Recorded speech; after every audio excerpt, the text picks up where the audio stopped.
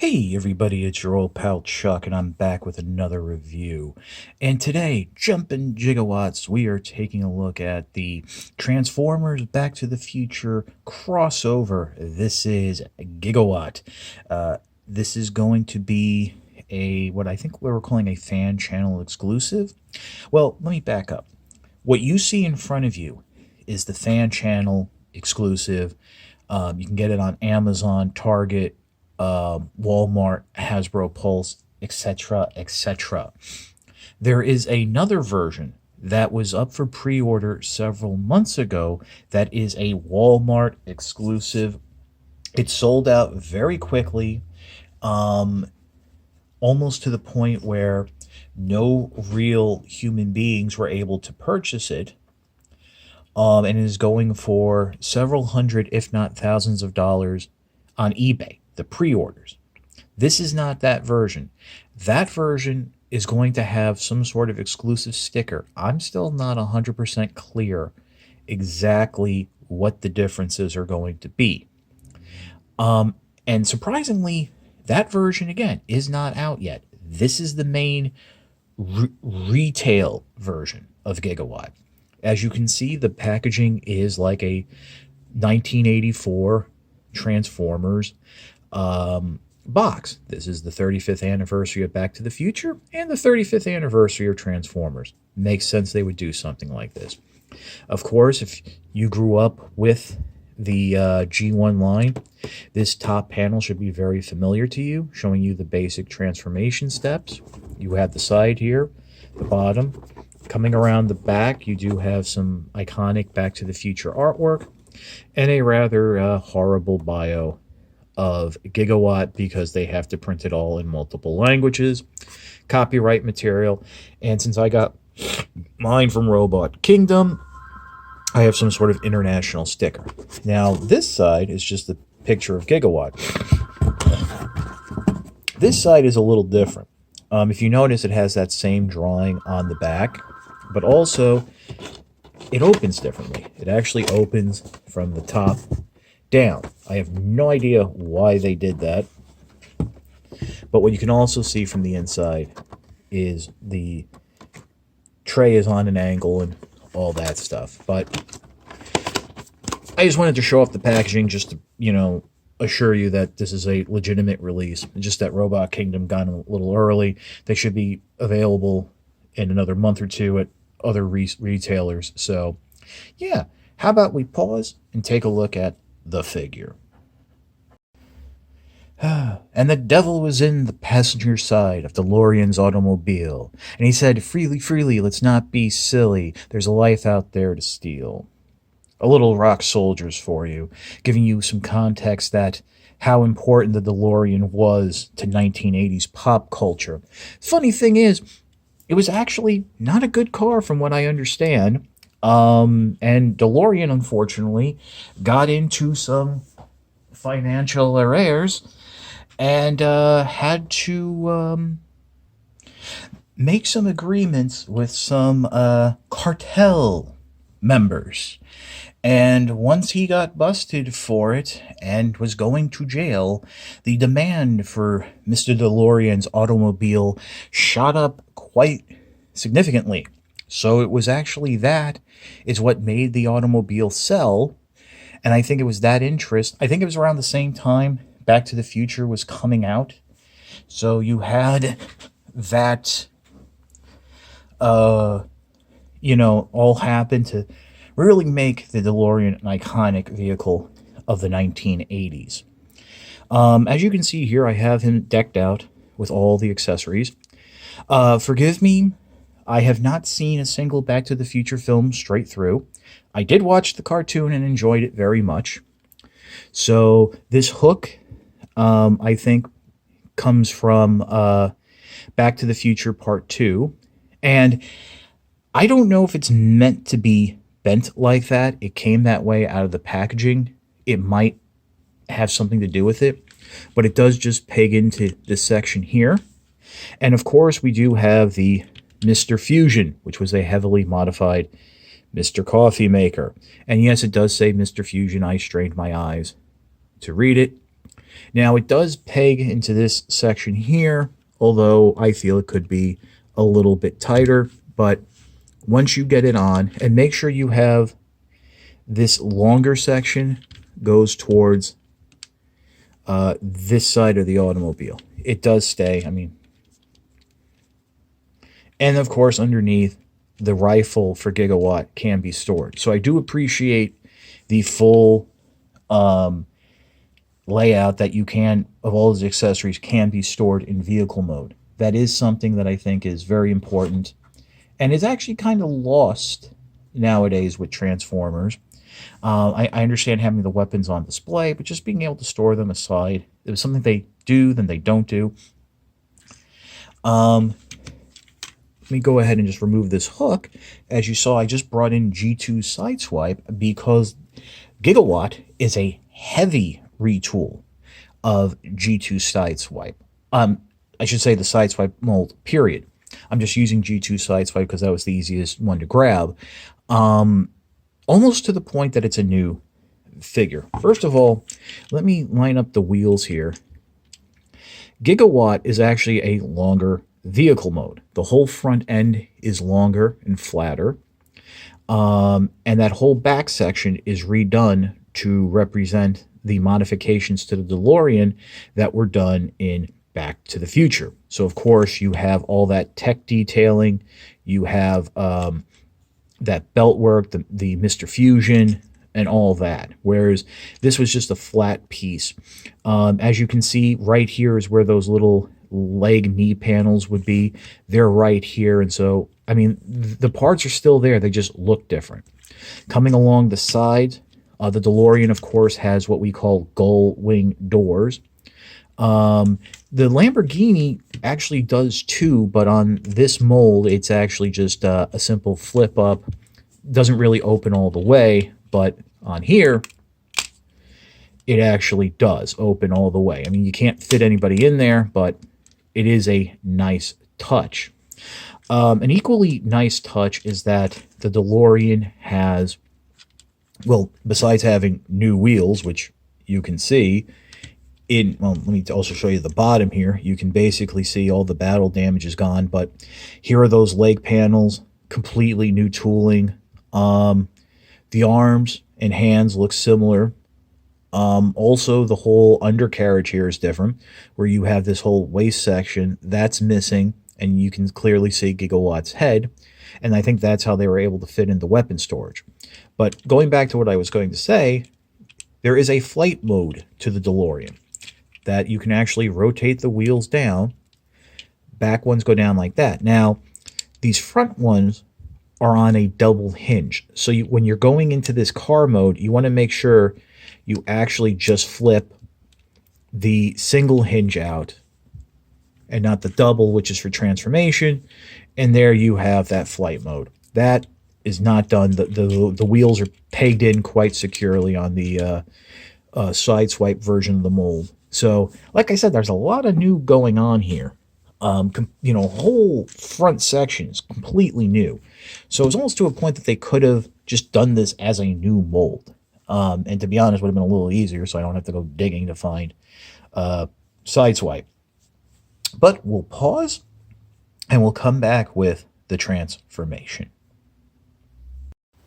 Okay, the transformation is relatively simple. It's just like Sideswipes. There is a couple different new parts, which I will point out. First, we're going to start off, you're going to pop open these doors. And look, you can have a mask vehicle. Oh boy. Come underneath, flip out, open these panels, and then you can go ahead and just remove the Mr. Fusion. Almost forgot about that. And you might as well go ahead and remove the blaster, put it across the side, but go ahead and flip out these back panels. And then what you can do is make your life easy. Come around, push these down and around. That'll help free up the feet. Bring those down. Close up the panels. Rotate the legs around at the waist.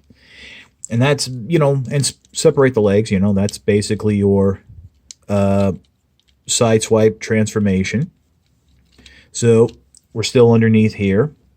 Now what you're going to do is this is something new. You want to come in on the side here, right on that edge of the wheel is a little panel. You're going to peg it and rotate it down and around so it's flush with that hinge piece. Do the same on this side, just like so. Keep those wings back, and then go ahead and fold out the arms all the way. You can go ahead and fold out the fist now if you so desire. Now this is what I was talking about before about that double hinge. First you want to is rotate the wheel in like you was going for hover mode, then continue folding it over until it sits let me make sure, until it sits flush on the inside like that. If you can't get it flush in, that means you actually started rotating it on the wrong joint. So go ahead, do that on both sides. And then now is the trickiest part of the transformation. You're going to bring down the front of the car, and at the same time, right around you get around to this point, you want to push down, or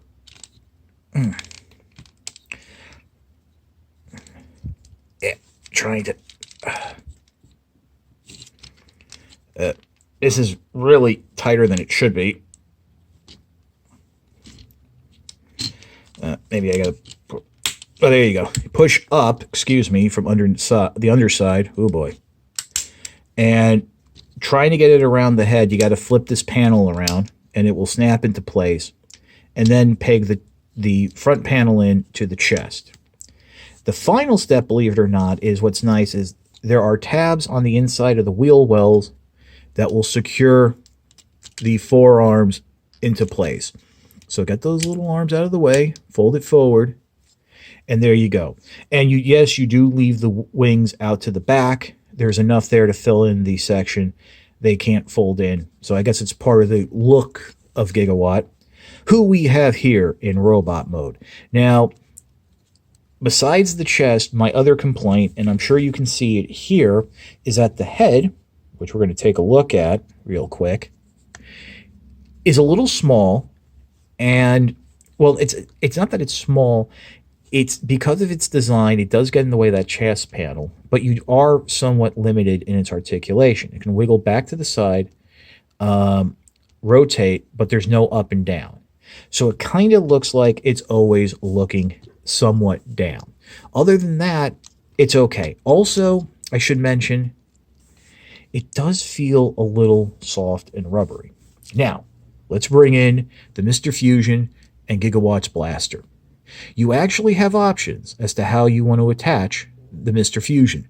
You can attach it back here, just like so, or that same connector piece is up here, and you can bring it up like that. I don't know if this is going to be a feature that's going to be shown in the comic book crossover, but I do think it's very nice. It kind of reminds me of the whole like a Sentai thing where you have like some different weapon modes that you can do, like alter the transformation and stuff, but holds it quite nicely. And let's go ahead and bring that hook in. The hook you have two posts here. I think it goes on the forearm like that, and you can swing it around or whatever. Not really sure what it's going to be used for. Personally, I think that hook was used in Back to the Future 2. I think that's what I read somewhere. So I'm pretty much going to leave it in the box. But that's about it for the transformation. Obviously, the articulation is all the same. If you like the sideswipe mode, there's a lot to like here. You have the articulated ankles. I did show you the head articulation. Arm articulation is the same. Because the chest is a little bit wider, you are going to have some little... You're not going to be able to cross arms over as you normally would. But we'll pause real quick while I transform sideswipe, and we can do some comparisons.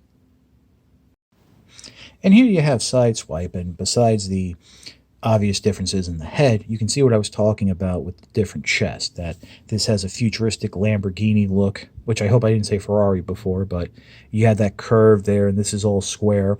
Plus you have this new chest panel, which has the dates written in 85, 2015, and 1955, that they go travel through in the movie. It is kind of hard to believe that 2015 is already in the past, but moving down, you can see that you don't have this extra waist piece that's basically covered by this whole section. But that cod piece is the same. The legs are the same. I think, as I said, the arms are basically the same. Actually, the shoulder panels here are different because they don't have those combat system points.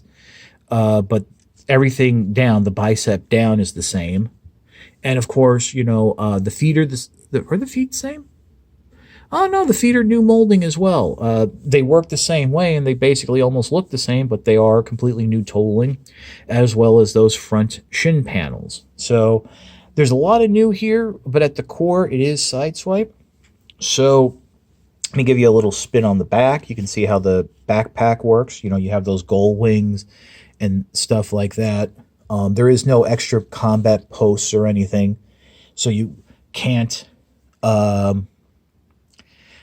on weapons. What I did notice, though, is on the inside of the doors, you have, I believe, posts for weapon storage. So let's see if I can get that in.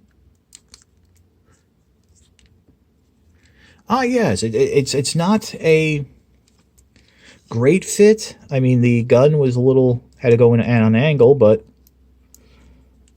any problems are mine. There we go.